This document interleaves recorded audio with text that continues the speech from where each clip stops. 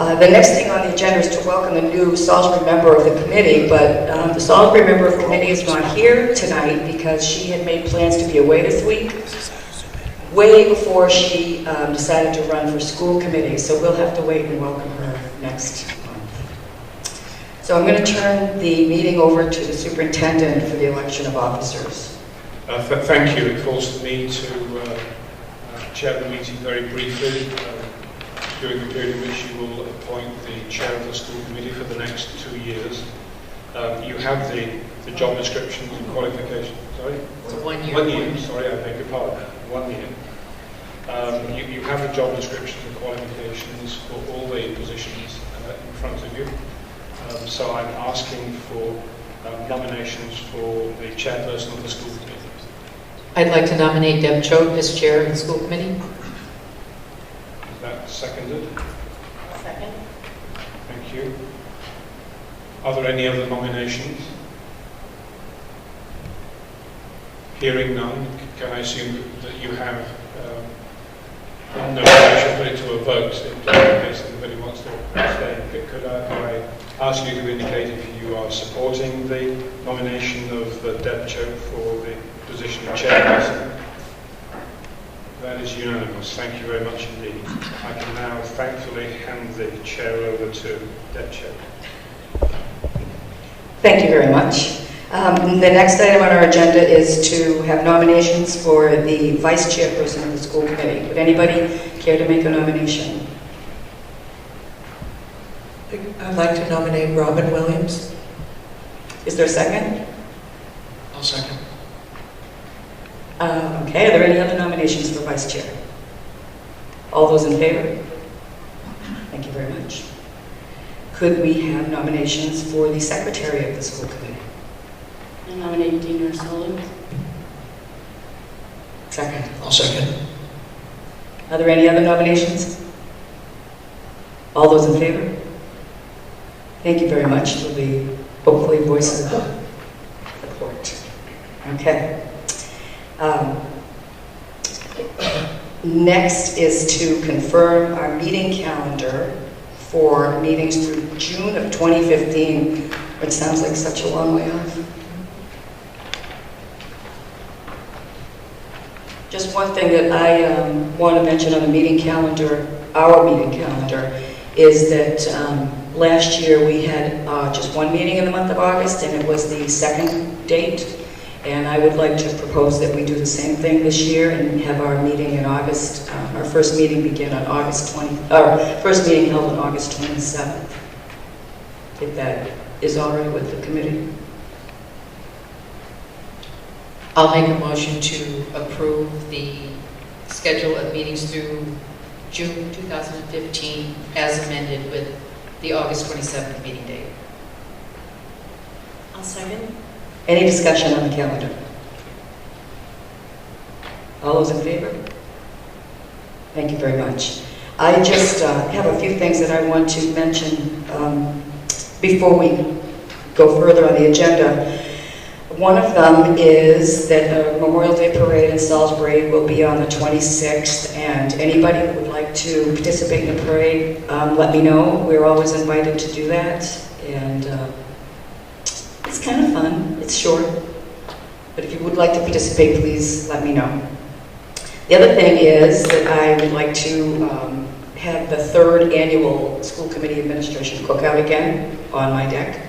And the 2 dates that I have in my mind are August 3rd and August 10th. And I'll send out an email about that. I just kind of wanted to get that out there right now. See which works better for people. Okay, and the next thing I would like to do is to ask Courtney to come up. Courtney, could you come up?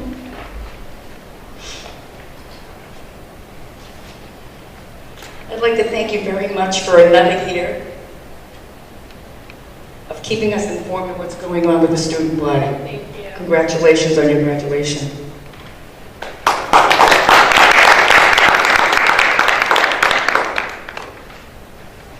Just want to say Endicott's lucky to have you next year. Thank you.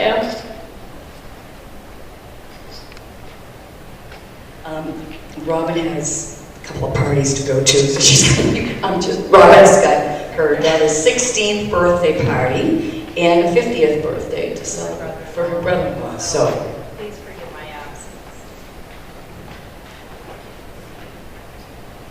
Items on the consent agenda. Are there any items on the consent agenda that any of the members would like to remove? Could I have a motion to approve the consent agenda? Make a motion to approve the consent agenda. Could we have a second? Awesome. Any discussion? I would just like to note that it was mentioned in the minutes that we were going to have a discussion on the stadium at this meeting. I'm hoping that's on the June agenda instead. Thanks. All those in favor? Thank you very much. Moving along to reports and deliberations, we're going to have a report on the math action plan. Could I just interrupt? Oh.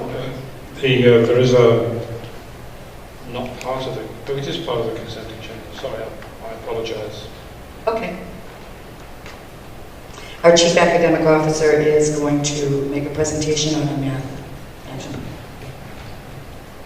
We have here tonight a few of the members that participated in developing the math action plan that I would like to have come up to do the presentation. Everybody, yeah. First we have Leslie Blaney. Leslie is the math specialist from Pine Grove. Kathy Norton, the math high school teacher. We have Kelly Buckley from Salisbury, Title I teacher, and Diane Berkey from the middle school. I also would like to take this opportunity to introduce Dan Jewett, who replaced Amy Richardson as the curriculum coordinator. Yes. I'm very sorry, but Courtney's report's not on the agenda, so I skipped it. Okay. So I'm really, really sorry, but could I ask you to let Courtney do her report? I'm so sorry. It'll be quick, don't worry.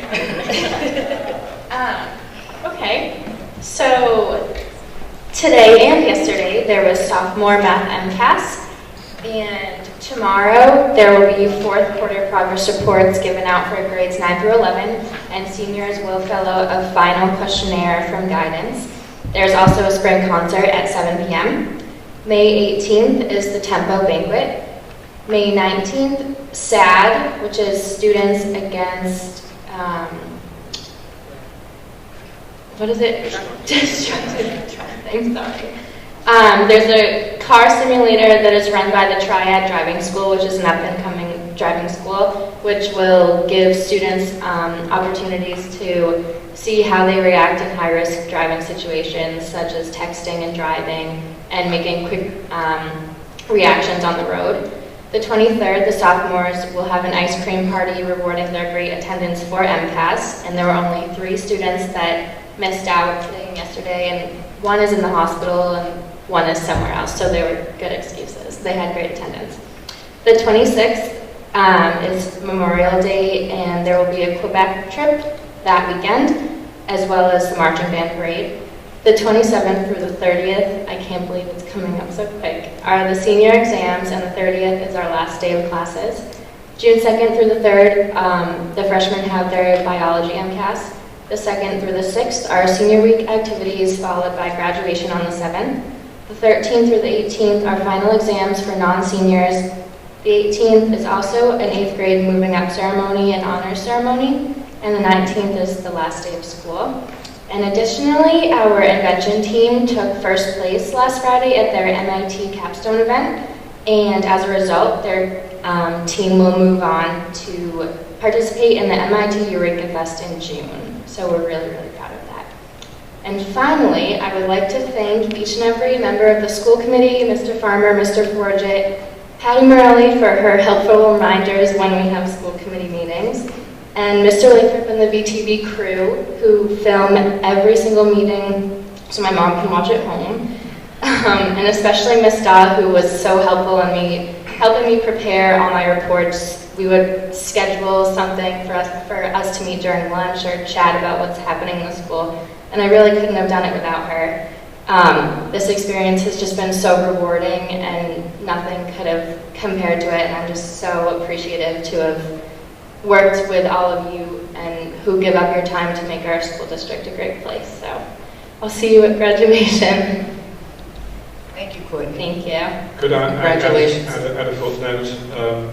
The MIT event is, first of all, very prestigious. It's also sets very, very high expectations for what students are able to do.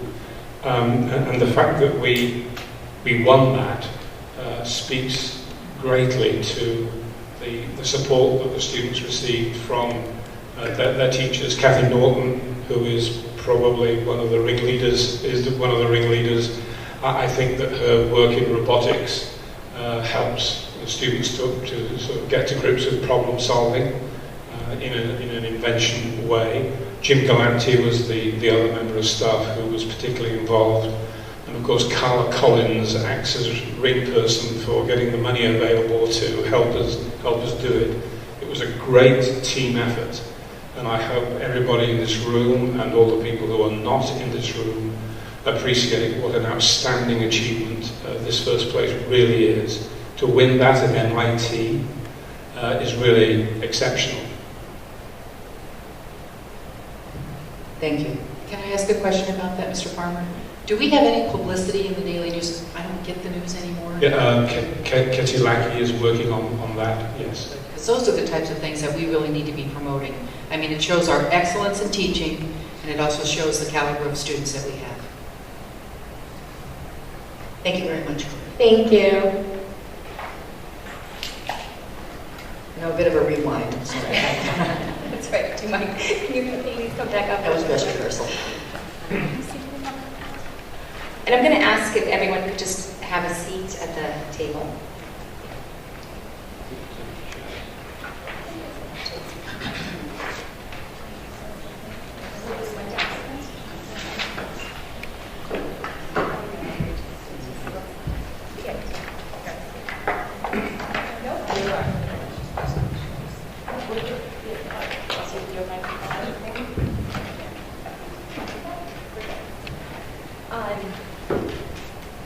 So at the start of this year, the committee, which is made up from representation from all of the elementary schools, the middle school, and the high school, got together over a course of, I want to say, 5 meetings, where we really had some discussions about math and what do we want the students from Triton to come out of their experience with, what level of understanding, and what was important to us. So we had some really great discussions around that idea, and then we came up with some goals and a plan to help us meet those goals. This is part of the district, overall district plan, so we felt like we had accomplished a lot over that time. And to help explain the process and what the plan looks like, Leslie Blaney has volunteered to be the spokesperson, as well as support from the other members of the committee to kind of chime in if needed. Could I ask if you would introduce the rest of the people that are on the team? And That were on the team? no, I mean the people are here. I'm sorry. Oh, okay, sorry. Leslie Blaney was is the math specialist at Pine Grove. We have Diane Berkey, who is the math teacher over at the middle school. Kelly Buckley, who is the math Title I teacher over at Salisbury. We have Kathy Norton, who is the math teacher over in the high school, and Dan Jewett, who has replaced Amy Richardson as the curriculum coordinator for the year. So I guess first of all, just a little bit of history with regard to math at the Triton Business School District. And going back to what I can remember in my time here.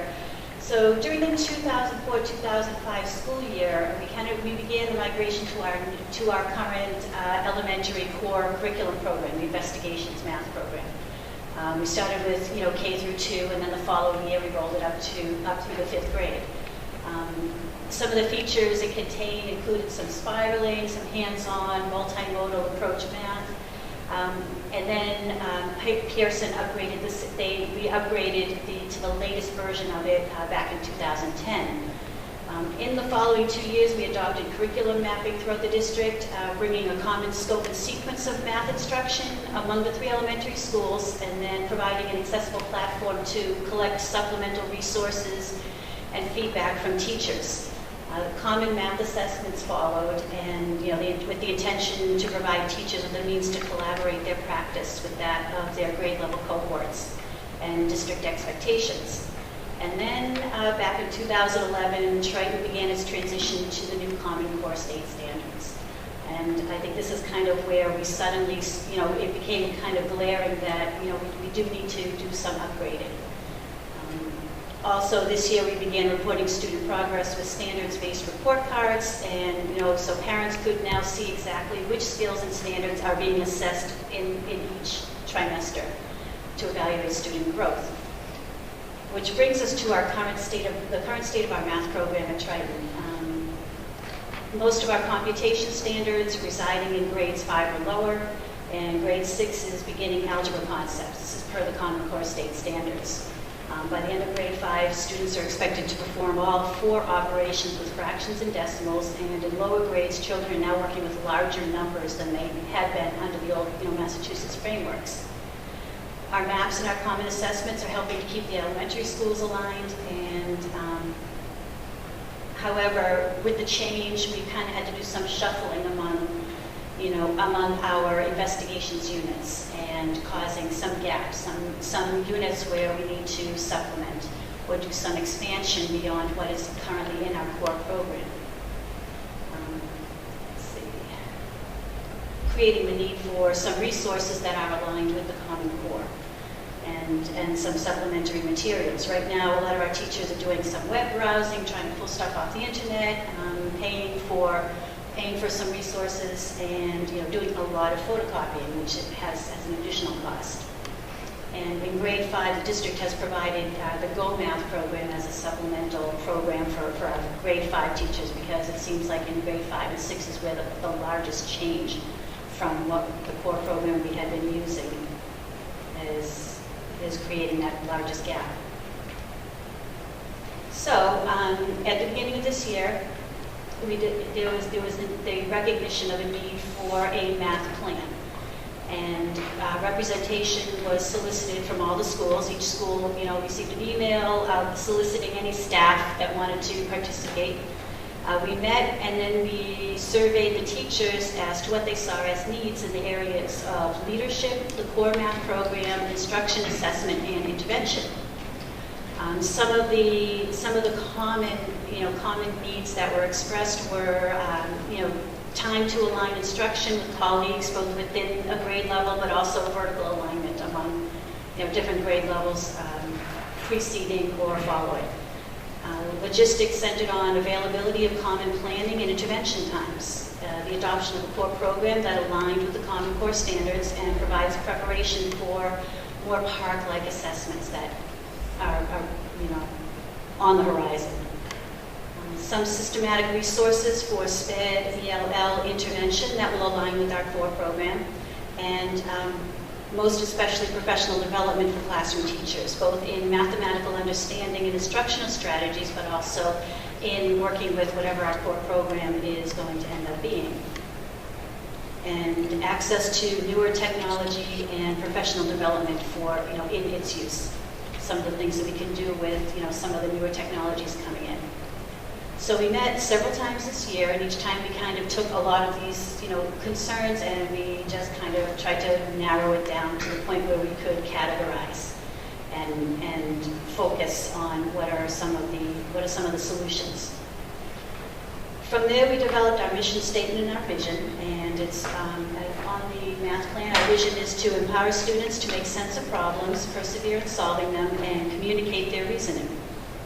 Our 3 goals were, and these were our big idea goals, to ensure that Triton's curriculum, instruction, and assessment practices are aligned with the Common Core and supported through professional development opportunities. Goal 2 was support a professional learning community where teachers have the opportunity to master programs and practices that will most effectively enhance their professional development. And goal 3, to enhance student learning outcomes by regularly and deliberately examining the current systems and structures currently employed. So we narrowed this down to our draft plan. It was circulated amongst the district. Our big ideas that, basically the three big goals, the three big things we wanted to accomplish were to ensure that all the teachers have access to a core program and the resources that they need, aligned with the standards, and they can address students who both require remediation, but also students that require extension, that are moving beyond the current program. Also to provide access to professional development, both in-house and outside the district, to address both the core math curriculum and mathematical understanding and instructional strategies. And then a framework in which we as a district can regularly evaluate the various systems, such as scheduling, assessment, placement, and support personnel, and make adjustments to ensure alignment among all of them. What we've kind of had is we've had a number of different initiatives regarding our math program. It's time to kind of pull them all in so that they align. We've had a number of things, but right now we've got our standards-based report cards, we have our curriculum maps, we have common assessments, and we need to make sure that they all wrap together. They're all based on that same timeline. Okay. So if you're looking at the plan right now, you'll notice the first part of the plan is our vision statement, the goals and the purpose. I just read those for you. Okay. The next is our district curriculum life cycle guidelines. This is the kind of the life cycle that we'll use to routinely evaluate whatever curriculum program we're using. We're looking to investigate some other programs as well as the current one, and this is kind of just a formalized timeline, and just to kind of go through the cycle of investigation. Maybe receiving some information with regard to pricing, some sample materials. We may, then moving on to adopting a pilot program and then making a decision as to whether we're going to formally adopt it. However, we also need to build in that whole evaluation process afterwards, rather than just adopt it and kind of move on. We need to, make sure we're coming back and looking at it and seeing if it is indeed meeting our needs. And then the last section of the map is a list of tasks associated with the goals within the domains of curriculum, instruction, and assessment, and the timelines associated therein, and the people responsible for seeing those through.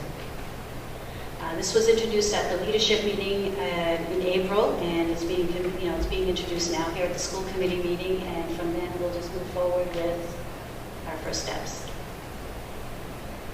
Any questions? Does anyone have any questions regarding the presentation so far?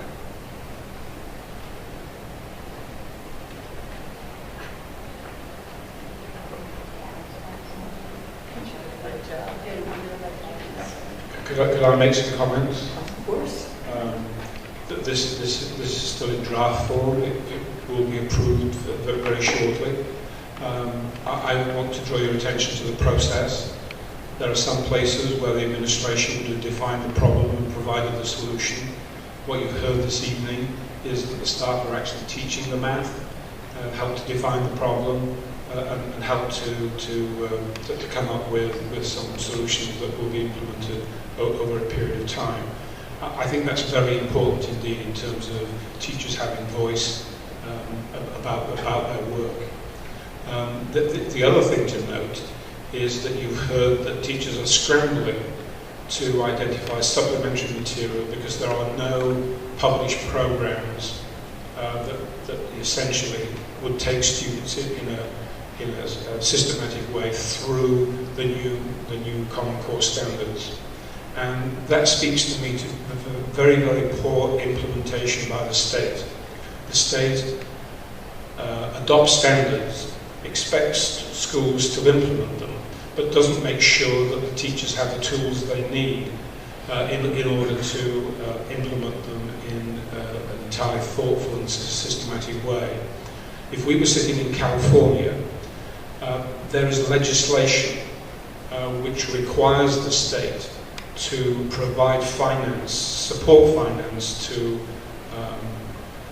school districts in order to help them adopt appropriate textbooks and other teaching materials. It doesn't actually satisfy the requirement that before the state adopts new standards, it tries to make sure that there are appropriate teaching and learning materials available. So what you've got here is a bookend to the literacy development plan.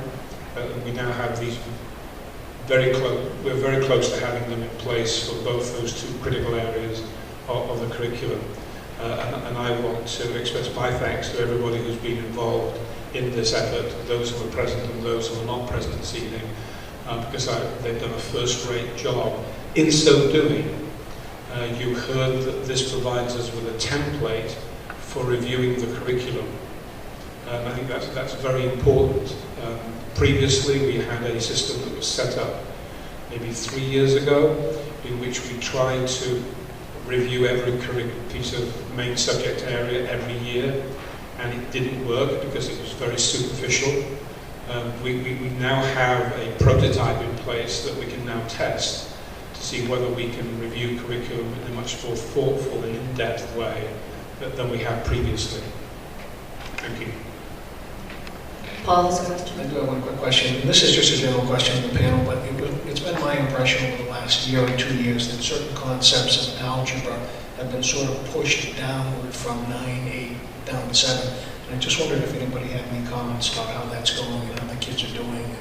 Because obviously there's going to be a point where things bang up against each other. I think I can speak to that. They have been pushed down, and it's this whole idea of developing the algebra concepts at a younger grade and then using them in 7th and 8th grade to prepare for what's now going to be 9th grade algebra. And as was mentioned, we've had to scramble and find the appropriate topics. And just because you cover a topic, the Common Core standards are a little more rigorous in how much in depth you go. For example, adding polynomials, you might just add 2 together. Now you might add with multiplication. So all of those things are taught more in depth, and that's why we need more resources, and that's what the scrambling is all about, to put these things together to meet those new standards. Even as low as 1st, 2nd, 3rd grade, where we're responsible for teaching addition and subtraction, but also added into those standards is now write the number sentence that reflects this problem. So it's even they're getting that early practice of just being able to write number sentences and equations to reflect their mathematical thinking. Hopefully, so that when they get to the point where it's formally algebra, that they can kind of adopt that and just move it along. And I think this is why the program is so valuable, because we're now coming together and we can communicate so that we know what's happening in middle school and high school. As elementary teachers, we can set the stage and lay a solid foundation so that they're better prepared when they get to the middle school and high school. So as a teacher, it's very exciting to be a part of this and to be able to see this happen. Thank you. Any other questions from the committee? Well, thank all of you very much for the work that you've done and for taking your time to come to the meeting tonight. And we will, as asked, note your report.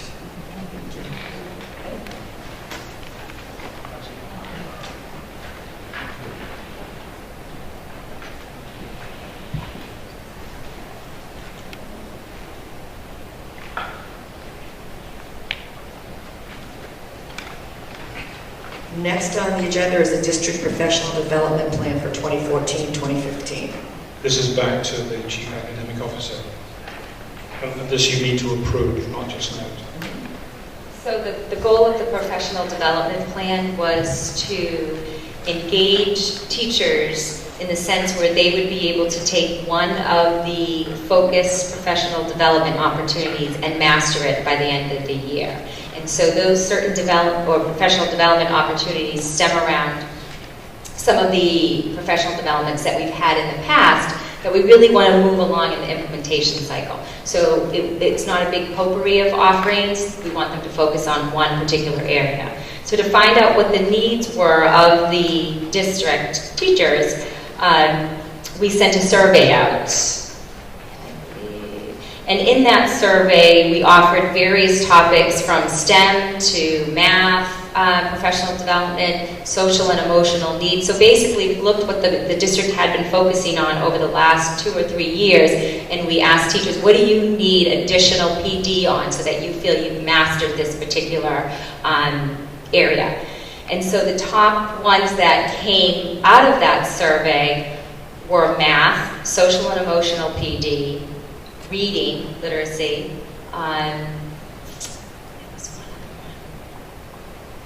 engagement, student engagement. So with that information then, I was able to develop a plan that really spoke to the needs of the teachers within the district. And so what you see in front of you then is some dates where we have district PD, and those particular areas will be addressed at those district PD dates. The other dates are school-based, and during those PD times, the principals are responsible to provide professional development around their SIPs, something that is meaningful and purposeful to them at that point. So that's what you see in front of you. Also in this professional development, you see the new hire, the mentor program. We have a coaching support group, which has been very successful, again, to help really solidify and support some of the new programs. I also would just like to draw your attention to the one document that I continuously review, and that's the implementation progress. It's page 36, where you see the practicer program listed on the left side. These are some of the new practices and programs that have been implemented starting in 2013. And then the chart reflects the progress made. And so what you can see is the different stages, and the color represents the year. So in 2013, these were reflective of where the schools were in the progress based on those practices or programs, and you can see the progression. So this is really informative to me as I go forward into the next year to really get a sense of where some additional PD or support is needed. And some of these programs, I get that information, whether it be through a walkthrough that has certain checklists to find out if there's evidence that certain things aren't occurring, or through leadership meetings. That is a very brief description of the district professional development plan. Paul? Sorry, I just have a couple of questions. What's that mentoring program all about, and how long does it last? Yep, the mentoring program is for new hires. And so it's a 2-year program. So the first year, we have a series of workshops around, it could be Aspen, it could be an RTI model. It's certain things that are very specific to the district that they would need additional support and training in order to be successful. They also are matched up with a veteran teacher that is within their building, as has similar, either teaches a similar content area or a grade, where they have a required of 36 hours where they meet throughout the year to kind of touch base. In addition to that, we have what we call lead mentors at each school. So they oversee all of the mentors and the mentees, and then meet at the district level with Dan and myself to review the program and to assess the needs of the program. And we just had a great celebration at the end of the year where Mr. Farmer gave a wonderful, inspiring speech to the new teachers, and each of the mentors got up and talked about how their mentor had improved or grown over the course of the year. So it was well attended and successful. Is there any sort of conclusionary determination at the end of the mentoring program? Or they get a certificate for hours, but every single workshop we follow up with a survey. Was this helpful? Did you get enough information? Do you need a follow-up on this? Do you need additional help? And so on and so forth. So we definitely do a lot of dipsticking throughout the year to find out if we are meeting their goals, and is there something else that we can do to assist them with their transition to the new school. Any other questions for Kim? Thank you. But we do need to ask you to approve. We need to have a motion to approve the district professional development plan for 2014-2015. I'll make a motion that the committee approve the district professional development plan for 2014-2015 as presented. Thank you. Could we have a second? Any discussion? All those in favor? Unanimous, thank you.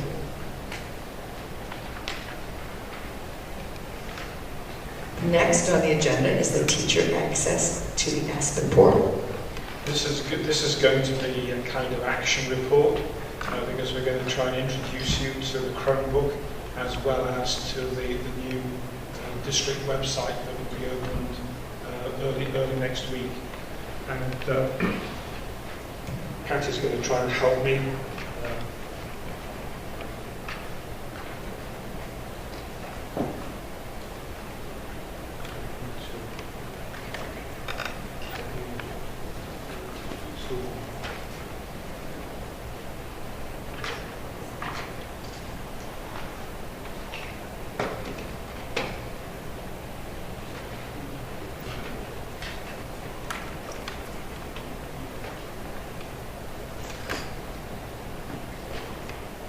We are looking to simplify this technology. It is very ancient.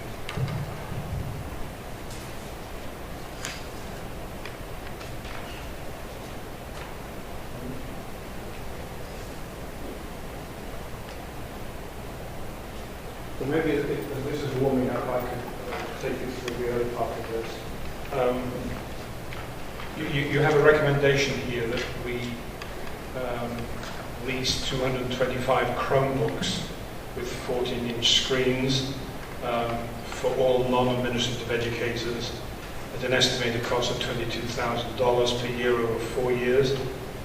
The funding in 2013-14 this year to be found either from end-of-year balances or the exploration revolving account. This is being brought now because in the context of discussions with teachers about their accessing the portal, the Aspen portal, we feel that this will be very helpful. I see that you've opened these. Did you notice how fast they booted up? They're very, very quickly indeed, and hopefully that they have opened up to the new district website. Triton Regional School District, they should be on the right-hand side. Are you going there? We're going to pause here for a moment. On the right-hand side, you'll see that there are some flash messages about welcoming to Triton. I'm out of sync with you.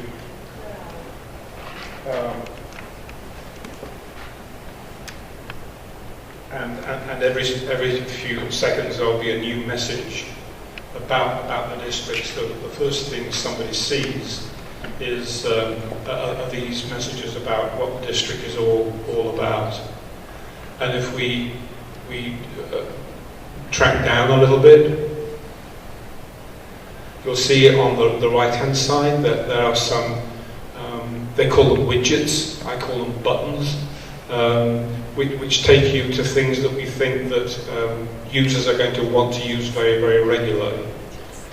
And then we have recent news, which is going to be in part what we used to put on the blog, but this is also going to be linked to Facebook, so that recent news will be found on both sites. And if you go down a little bit further, you'll see that we are putting on here the Triton Faces part of the blog separately, so that we will keep circulating through information about people who are working in the district.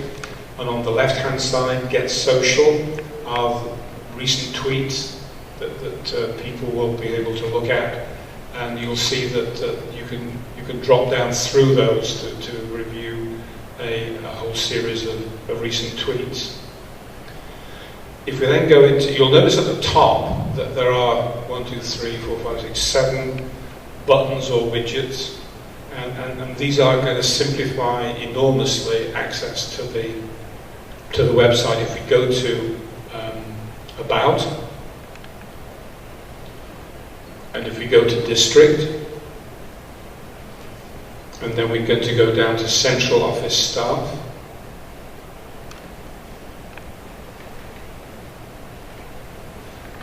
the present website has people in alphabetical order. It doesn't help you to know, you can't find anything unless you have to know the name of the person you're looking for.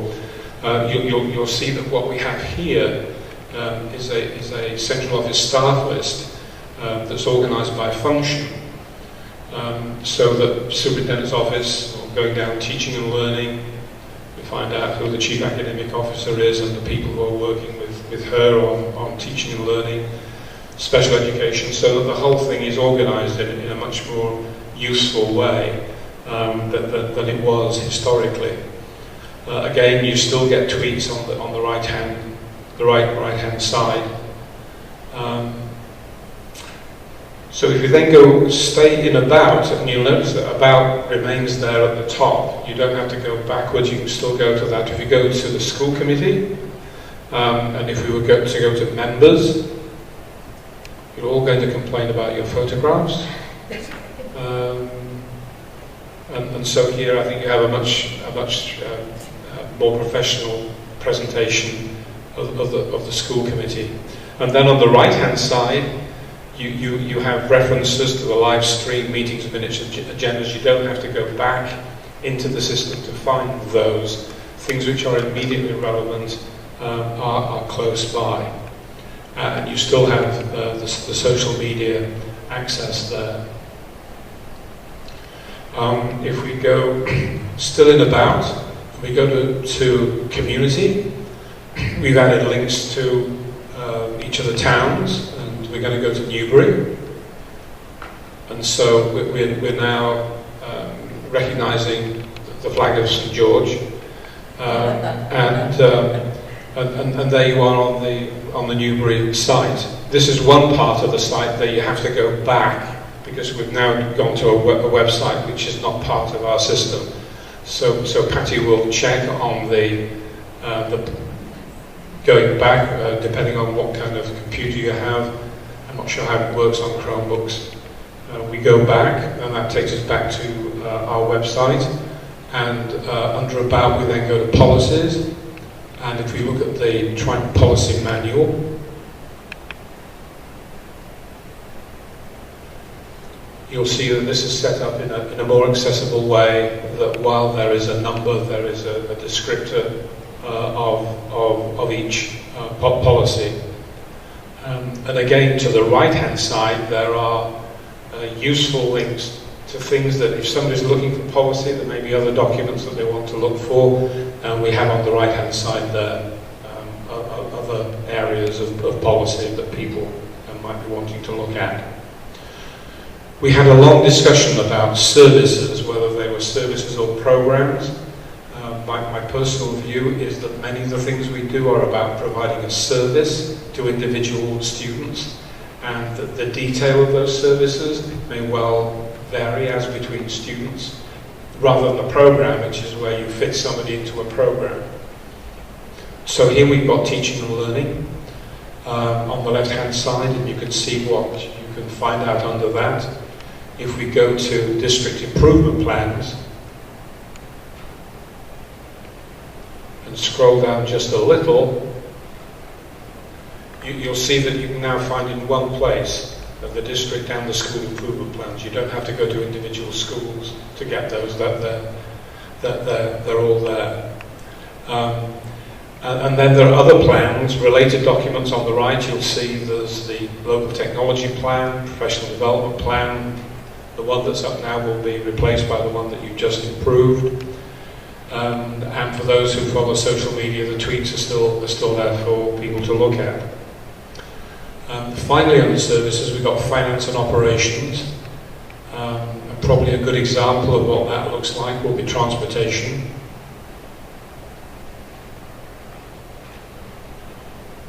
And when that opens up, you'll see that you have an overview, the policy, our regulations around student behaviour, the bus routes and late bus routes, so that really pretty much anything that a family might want to know about our transport system is there in a systematic way. And then to help people, all the separate routes are shown under related documents.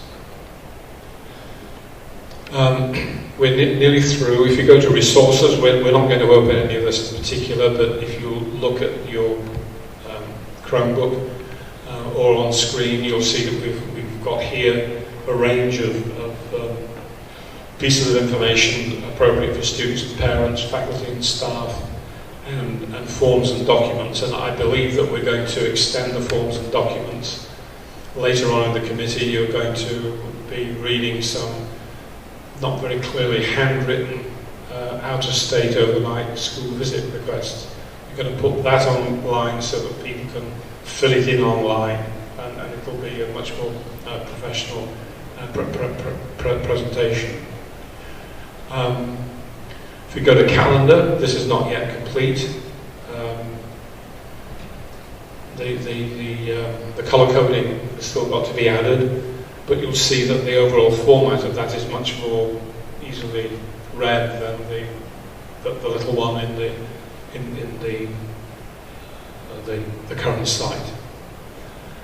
And then if we go across to contact, we spent quite a bit of time talking about this, and as it opens up, you'll see there's a map behind the district office photograph there, which has more details and directions. If we close the district office photograph, you'll see that behind that there is a map showing our 4 sites.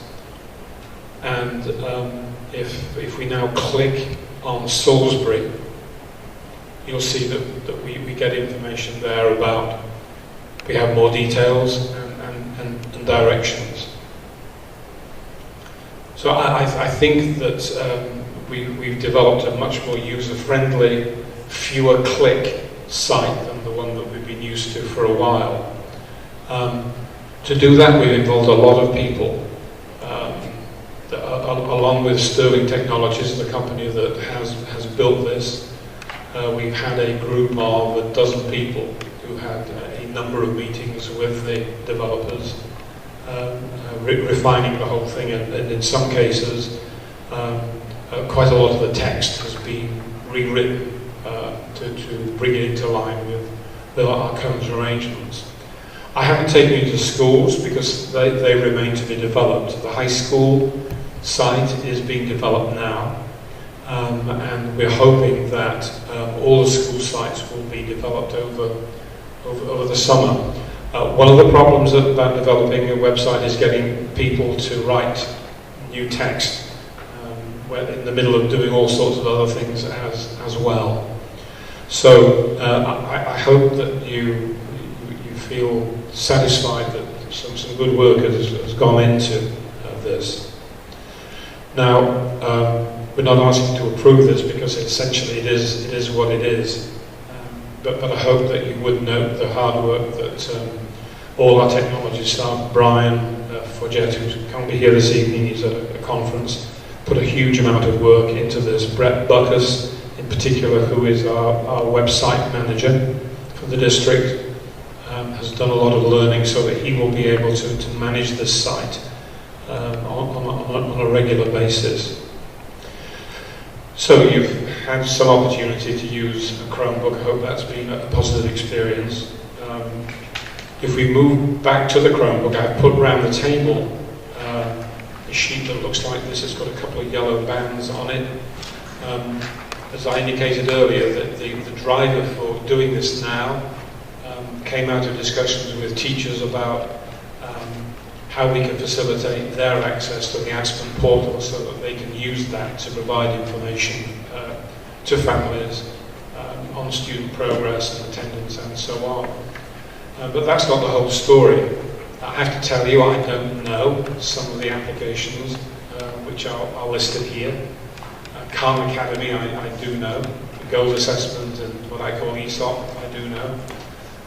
But what Deb Jones has done here is give an indication of the range of functions that this piece of technology can provide to teachers. Just as an illustration, 2 teachers in separate places can work simultaneously on an individual document that they're working on together, because there is no real memory in these machines. It's all up in the cloud, out there, somewhere. place not quite identified as far as I can see, but probably somebody's server somewhere on one continent or another. So what we have here is a very powerful tool. When it comes to students, they will all have a password, which will obviously be unique to them. They can use one of these, log out, pass the machine to another student who can log in, and that new student can log into his or her materials quite separately and privately from anything else that the machine has been used for.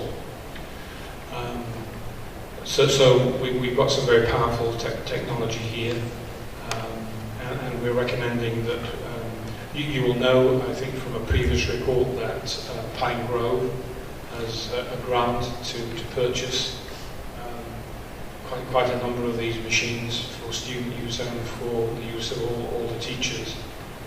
Here, we're recommending that we provide them, not for me, not for the Chief Academic Officer, but for the teachers to use as part of their professional duties. I've indicated that the funding might come from one of two sources. You've approved the revolving account report. The explorations revolving account has very substantial reserves in it, and we hope to have reserves at the end of this school year, and if we do, then that will be the first port of call for this expenditure. It does mean that when we come to the budget for 2015-16, finding this $22,000 will be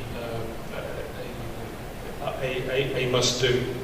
But in reality, this is a much better way of acquiring these machines, because after 4 years, we can say we've done, the lease is over, and we can then make new arrangements for the more up-to-date technology. So with that, I hope that you will approve the recommendation that we lease 225 Chromebooks with 14-inch screens for non-administrative educators. I'd like to have a motion that the committee approve the lease of 225 Chromebooks with 14-inch screens for all non-administrative educators at an estimated cost of $22,000 per year over 4 years.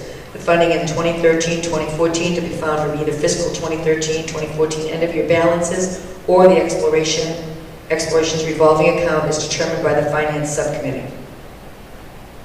I'll make a motion that the committee approve the lease of 225 Chromebooks with 14-inch screens for all non-administrative educators at an estimated cost of $22,000 per year over 4 years. The funding in 2013-14 to be found from either fiscal 2013-14 end-of-year balances or the Explorations revolving account as determined by the Finance Subcommittee. Thank you. Could we have a second, please? Is there any discussion? Paul? I just have a question, Mr. Farmer. How, the number of 225, who's included, who's not? Every person who's described as an educator, this would include nurses, licensed people who have a license who are not administrators, except for Pine Grove, because they already have them. And is this what I have here in front of me, the 14-inch? No, that's an 11-inch. That is what the student would have. The larger one is for the teachers. But personally, the smaller one is very much lighter than the large one. But clearly, the bigger screen is helpful if you're using it regularly, especially if you're using spreadsheets, something like that, and you're dealing with a lot of small numbers. I should add that we are planning professional development for teachers, and the report you've just approved for professional development planning includes some of that. We're providing some in the summer, and then we're going to be providing some at the start of the next school year. Linda? Is there plans to start getting Chromebooks and they can teach to the students as well? The 225 is just for teachers. Just for teachers, the Pine Grove has has some for students, and the high school has a grant for students. That has to be the next wave. A lot of adults feel much less comfortable with technology than our students, and I think that by providing them for the teachers first, particularly since we have an immediate purpose for them, allows them to become familiar before they're supporting students. You'll recall that amongst the budget proposals, that there were two proposals. One to make a start, and the second would have provided enough Chromebooks to help us administer the PARC test. And we provided you with both pieces of information. My advice was, let's stick to instruction at the moment because the future of PARC is not absolutely clear at this time. And it wouldn't necessarily be an appropriate immediate investment to set ourselves up for PARC if in fact at the end of the day something different happens. Any other questions? You have a second? Yes. All in favor? Unanimous, thank you. Next on the agenda, the revised state statutes on student discipline and bullying prevention, Annex 10A and B. Thank you. I don't propose to go through this in detail. I think it's self-explanatory. The student discipline regulations, I don't think are likely to impact on us very much, but basically it says that we retain responsibility for providing an ongoing educational experience for all students, whatever their misdemeanor may be. And so even if they're not in school, we still have a very clear obligation to make provision for them. I think that's very positive. That was true in California when I was there. And I think the notion of saying to a child, you're done and dusted, there's no redemption, it's something that I personally cannot support, because very often the children who find themselves in that situation find themselves because they're in a context, not just because they're bad people. Were we sitting in some of the big urban areas, we would be very concerned because there's no funding attached to this, and it does place an obligation to provide that ongoing support, whether it's a tutor or whatever. It will take administrative time, it will require resources in order to provide this. So we need to set ourselves up so that we're clear what we're going to do and how and when. But I don't think it will have a great impact on us. The bullying prevention statute changes. I've listed there the main provisions. One of the most curious ones is that our bullying plan needs to be amended to recognise that there are certain categories of students and people who are more likely to be bullied than others. That seems to me to be pretty obvious, but we are mandated to do that. Then we need to send more data to the DESE on bullying incidences. Appropriately, we need to make sure that parents are aware of a problem resolution system that involves the department. We will need to administer a student survey yet to be developed by the DESE. One of my continuing concerns about bullying is the lack of clarity among many people as to what the definition of bullying really is. And it's a constant problem. People say, well, that's bullying, but when we look at it to get the activity against the criteria, it's not. It's kids being kids. But that's not to say that it doesn't happen. We don't have very much here. I'm expected to receive a report of any allegation of bullying that indicates what follow-up action has been taken. You approved those arrangements quite some time ago. Anyway, but we've only just received attorney advice from the NASS on these matters, and so I will bring back to you text when we've had a chance to discuss it amongst the leadership team. I'll stop there and see if there are questions. Are there any questions on the student discipline and bullying prevention statutes? I do have one question.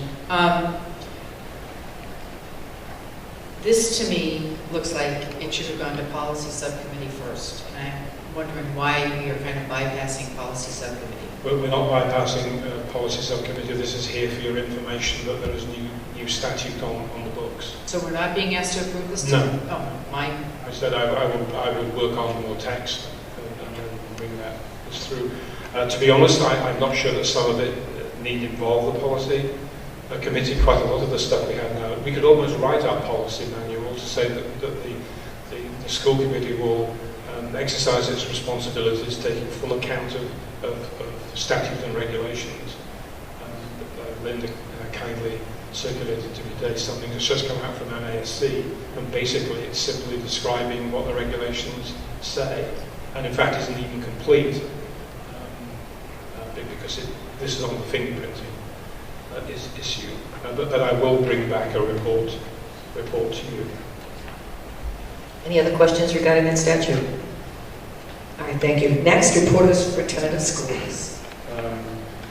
You have my non-routine schedule there. The chairperson and I met with Senator O'Connor Ives to discuss the report I produced, or the paper summary I produced on unfunded mandates. She seemed very interested in that. Other things which are happening, I've highlighted on my copy, electronic professional development plan data recording. That's a way of trying to say in shorthand, every teacher is supposed to have a personal development plan that will enable them to relicense themselves over a 5-year period. People tend to forget about it, and they wake up about 6 months before they're due, and then they're scrambling to kind of calculate what they've done that would accumulate enough professional development points of the right kind to meet the recertification requirements. We're working with OASIS that provides the platform on which we publish and record professional development activity and our evaluation system, to use that to create a facility so that teachers would be able to log in and keep an ongoing progress record of their work. The Mentors for Violence Prevention. Excuse me, Mr. Farber, can I just ask a question about that? Wasn't my learning plan supposed to be for that purpose? It is the same plan. My learning plan includes my learning plan, OASIS, which deals with the evaluation system, and this is being attached to what we're doing. That they have a system already in place. We are essentially customizing it for our teachers' use here. The Mentors for Violence Prevention presentation went very well. It went not just to high school teachers, but to middle school teachers as well. This is the program where the Northeast University staff are going to be working with a mixture of sophomores and juniors, and the intention is to train students to realize that they have power as observers of things that shouldn't be going on. The bystander has power. The bystander can either look the other way and not exercise power, or the bystander can intervene. And the training is intended to provide students with the skills to intervene. You can intervene sometimes physically and you get beaten up yourself. That's not the intention. The intention is to give students strategies for intervening in a wide variety of social conflict settings where they can help rather than watch. The training was very well received. 2 sessions for the high school staff and 1 session for the middle school staff. Staff are now in the process of identifying the students who will become part of this program. Essentially, we're looking for student leaders who can be trained in this. Senator Tarr, as I think you know, visited Pine Grove to watch Shauna McGee, who is a reading recovery teacher, teach a young man. That has prompted some interesting conversation between the Chief Academic Officer and me about the merits of the reading recovery program. I think if we continue to listen to one another, we will probably get onto some middle ground. The important thing is that no literacy program meets every individual child's needs.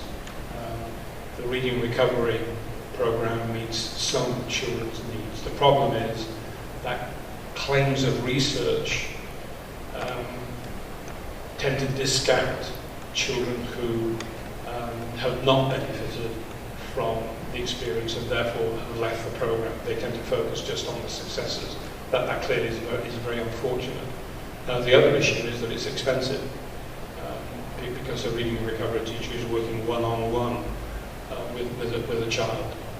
So we're not drawing any conclusions about this. It was interesting that the Senator came along with a trainee teacher from Essex and a representative from Lesley University, which is authorised to train teachers in the programme. Looking at Charlotte, is there anything you want to raise about other aspects of that part of the report? If not, I'm just reporting as a matter of fact, and I'll try and do it as neutrally as possible.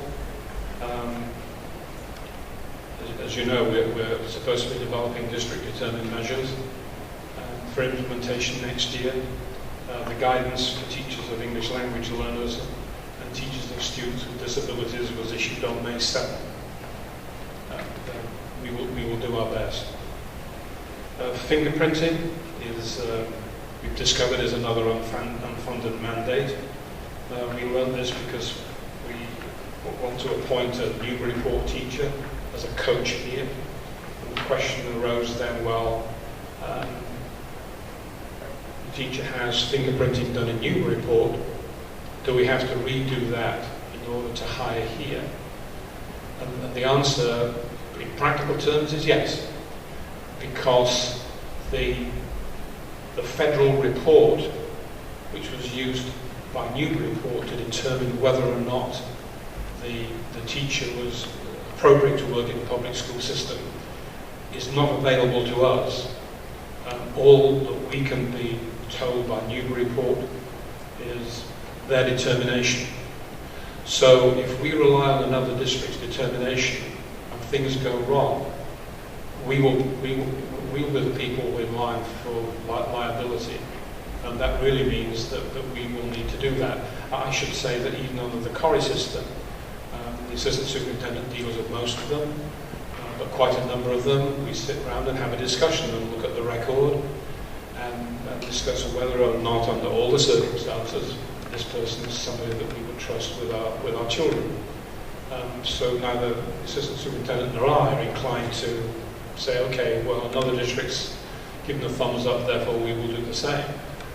Given that that's the case, the second lot of fingerprinting is a cost on the district, not on the teacher.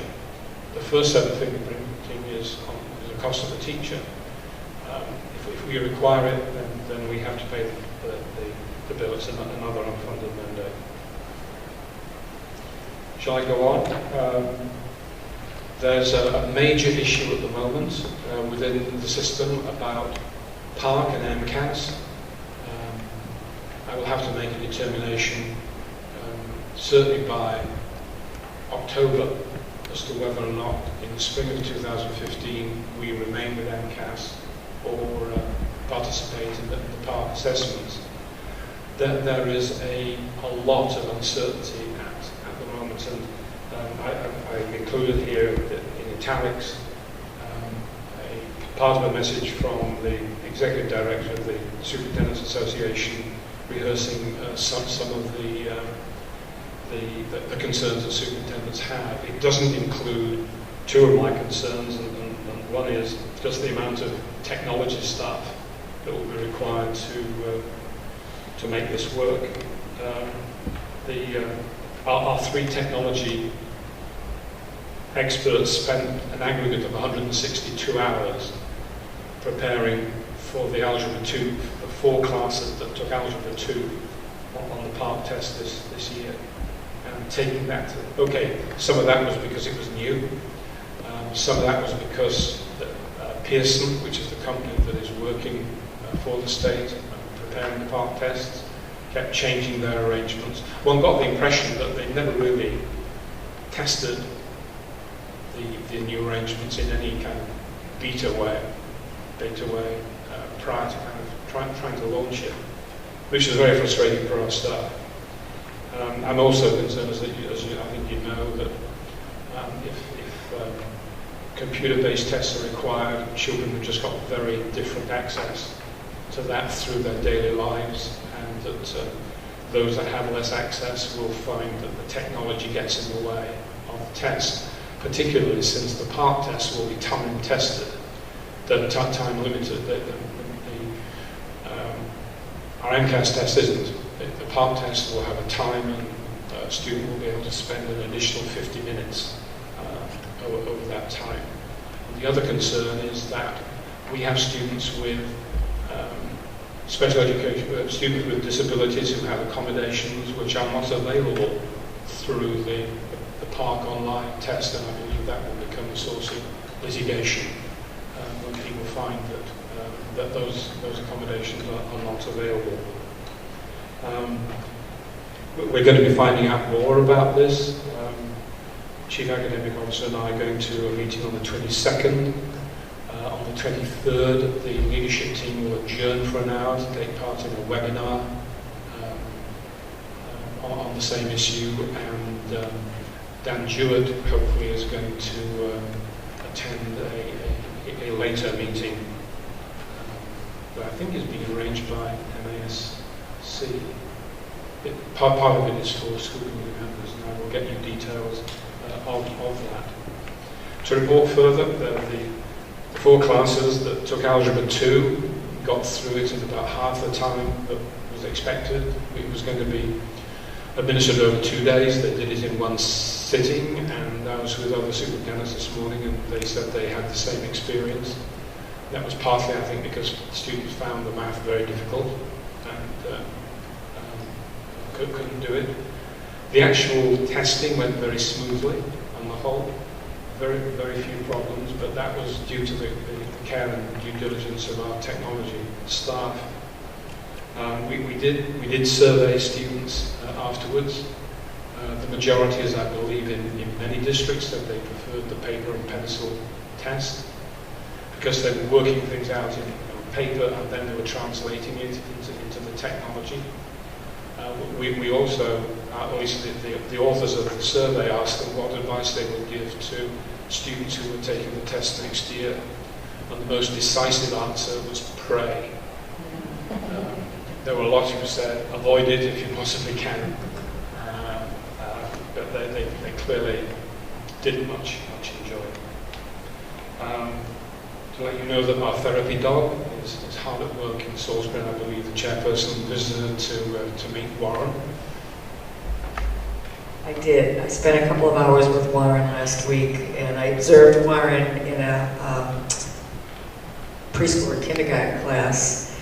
And Warren is going to every class in the building to meet every student who wants to meet Warren individually. And after watching Warren in a class, I went up to Miss O'Rourke's classroom. She is the special education teacher who is Warren's handler. And I just had an opportunity to talk to her and see Warren when he was off duty, because Warren definitely knows when he's on duty and off duty. And we've talked a lot about Warren, and it's an amazing thing, and you can't really describe it to somebody. I've tried. And I'm expecting this great reaction, and they're kind of going, okay, yeah, you really do need to see Warren, and we're going to have Warren come to a meeting. We will have Warren, so everybody will get a chance to meet Warren. But beyond Warren, the teacher that has taken this on is amazing. It's a tremendous amount of work. You have to be obviously a dog lover to do it, but she deserves, I think, a tremendous amount of credit for the extra above and beyond work that she's doing. So they're a great team. We've been working hard with the local press to try and get them to provide some publicity to I also have to tell you, I've heard that Warren has gone on play dates around Salisbury with some other dogs. He's getting around. Those play dates are very important. Dogs don't remain well-adjusted members of the community unless they have adequate socialisation opportunities and exercise opportunities. So I think the rest of my report is the routine reports. If you have questions about the report or any other matters, as usual, I'll do my best to answer them. I just have one thing I want to touch on, and that would be your evaluation, which we need to be doing very soon, very, very, very soon. And Mr. Kramer will have some documents that he will get to all of the school committee members. And just want to remind you that we had that workshop with Mike Gilbert last year on doing the superintendent's evaluation and what we should look for, what we should deal with, and the fact that we need evidence for everything that we put in our evaluations. And so you will get it. You will get information by that about that by email. Next, we will have the subcommittee reports. Policy subcommittee, but no meeting, okay. Finance subcommittee, we do not have a member of the finance subcommittee here tonight, but the one issue that we need to deal with is the contract with our auditors. So I would like to have a motion to approve the extension of the contract with Juicy Hingston and Company for the conduct of the annual audit as required by statute as recommended by the Finance Subcommittee at its meeting on March 18, 2014.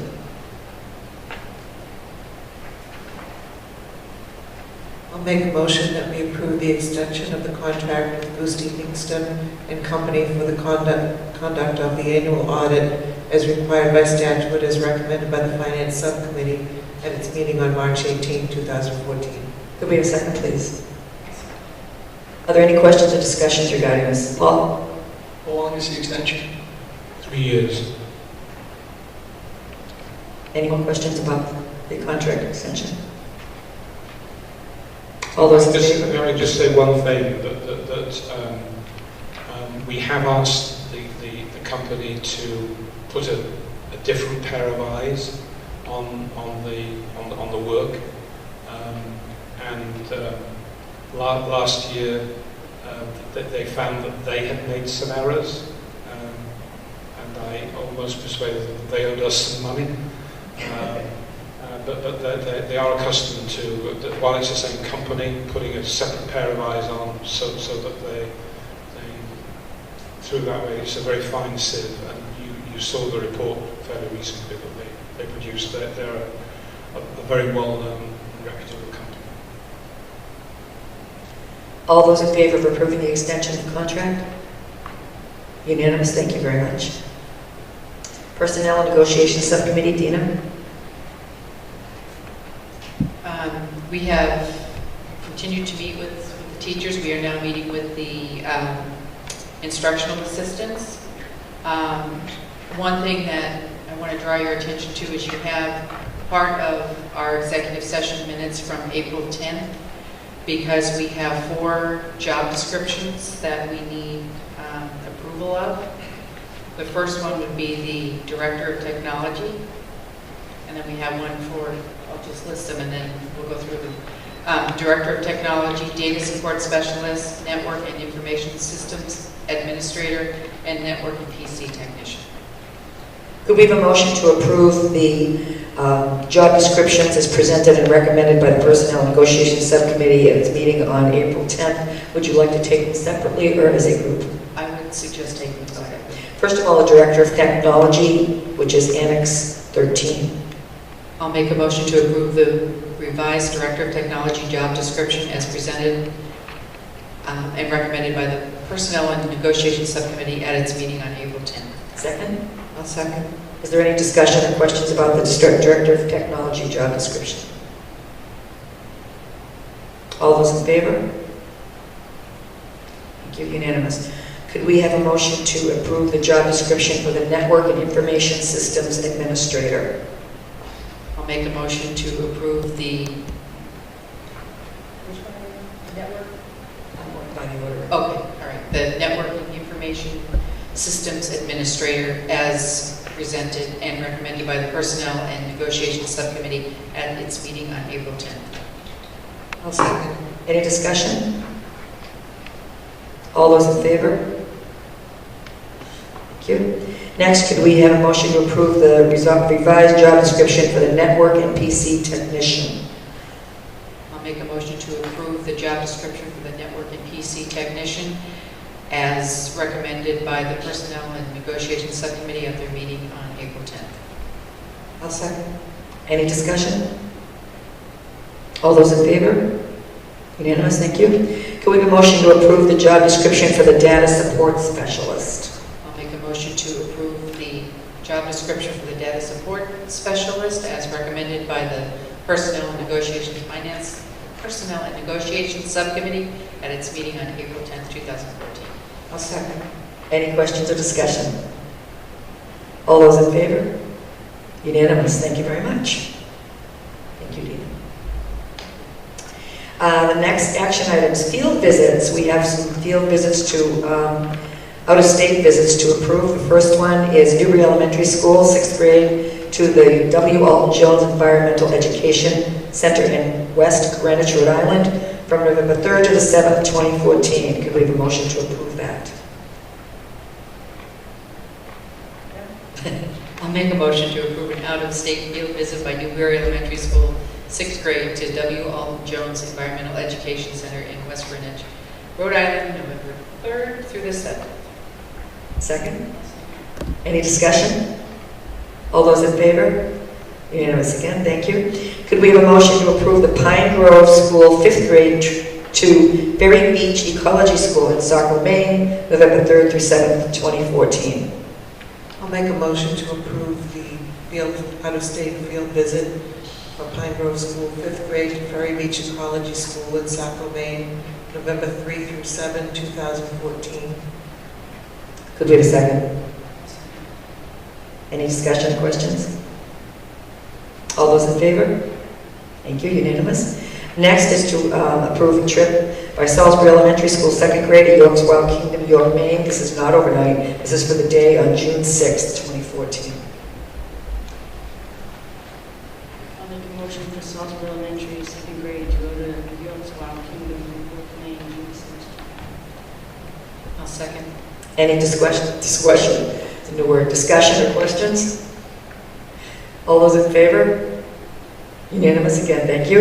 And next, to approve the Salisbury Elementary School 4th grade trip to the Seacoast Science Center in Rye, New Hampshire on June 16, 2014. I'll make a motion for Salisbury Elementary School, 4th grade, to go to the Seacoast Science Center in Rye, New Hampshire, June 16, 2014. Second. Any questions or discussion? All those in favor?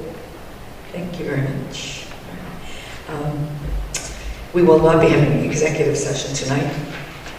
Just a couple things before I ask for motion to adjourn. I'm going to be sending out, you will be getting by email information regarding the superintendent's evaluation. And I also want you, I would ask you to give me any input about subcommittees. I don't want to make changes unless there's a reason to make changes.